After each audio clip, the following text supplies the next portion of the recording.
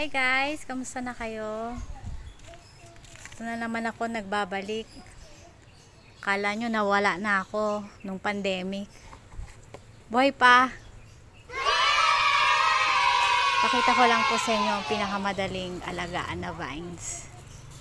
Ito po number 1, ang turtle vine. Kita nyo naman, halos walang lupa pero buhay pa rin. Rain or shine, matibay yan. Ito pa isa. Kitang-kita nyo naman. Hindi na kailangan sabihin, nakikita nyo naman. Walang lupa pero buhay. Pero syempre lalagyan natin ng lupa yan. Nahulog lang yan eh. Tapos hindi ko na-expect na mababuhay pa siya. Sa may gusto po ng turtle vines, punta lang kayo dito sa amin, bibigyan ko kayo. Libre po yan. Kasi ang dami ko po yan, mga nahuhulog lang. Tapos hindi ko na-expect na mabubuhay siya. Ito naman po ang emerald pothos. Madali po siyang alagaan, kaya lang dapat sa shaded na area. Kasi kapag sa naarawan siya, parang ganyan, no? Parang ayaw niya ng too much sunlight. Ayaw niya sa mainit. Tsaka favorite din siya ng mga worm. So maya tumitingin ako dito eh, baka may something. Pero madali lang to, madali lang siyang tumubo. Mas madali siya kaysa sa enjoy. Isa po tong parallel peperomia. Ito madali lang din. Minsan nga hindi ko siya nadidiligan kasi nandun siya sa shaded area. Pero mga na to, 4 years na sa akin. Medyo matagal lang yung growth niya. Katulad nito. Nag-cut ako. Pero hanggang ngayon, ito lang ang resulta. Siguro buwan na. Pero okay siya, matibay. Hindi siya madaling mamatay. Brazil photos. Super dali lang din. So, noong una, akala ko mahirap alagaan to. Kasi, parang important nga, di ba, Brazil? Kaya lang, nung nag-try ako mag-propagate, dali lang pala. Ayan o. Wala ko nga, deads na siya eh. Pero, buhay pa rin. Madali lang siya, parang katulad ng golden photos. Mabilis lang din siya umaba. Ito pa guys. Ang tawag nila dito ay Dischidia. Pero, ang ibang tawag dito ay money plant. So, dati, muntik na itong madeds. Kasi tuntawa ako dito, nilagay namin doon sa harapan ng bahay. Eh, medyo mainit pala doon sa hapon.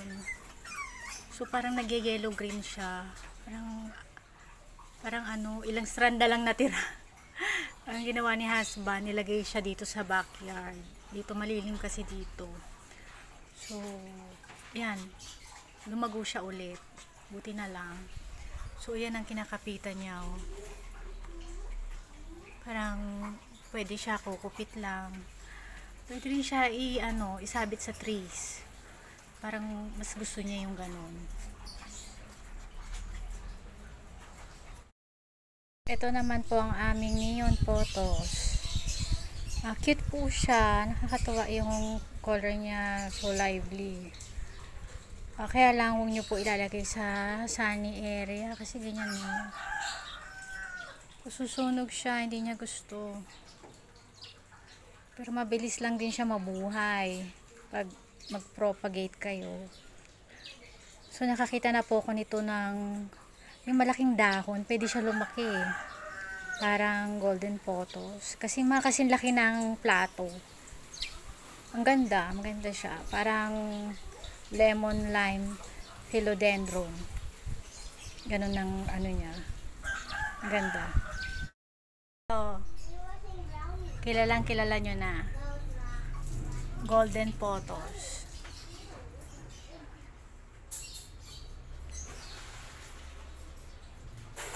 Super dali lang. Talaga. As in. Nagkalat na nga dito, oh. Sa may gusto nito, punta lang kayo dito sa amin. Siyempre, bibigyan ko kayo niyan.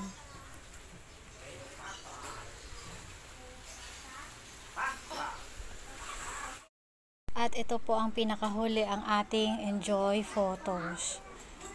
So, super cute siya. Pag nakikita ko siya, nakakatuwa. Kasi enjoy nga, di ba? Madali lang din siya mabuhay and to propagate. Thank you for watching, guys. Gusto ko lang pasalamatan ng aking mga anak for my nail polish. And also, I am Mark. Thank you so much sa lahat ng mga advice. And nabuhay ang aking YouTube channel. Nagkaroon ako ng pag-asa to recreate my YouTube channel. Ito po palang Golden Photos. Pwede nyo po siyang paikot-ikutin lang dito. Ayan. Para yung ugat niya kumagat dun sa lupa at dumami siya sa loob ng pot. So, bago siya lumabas. Okay?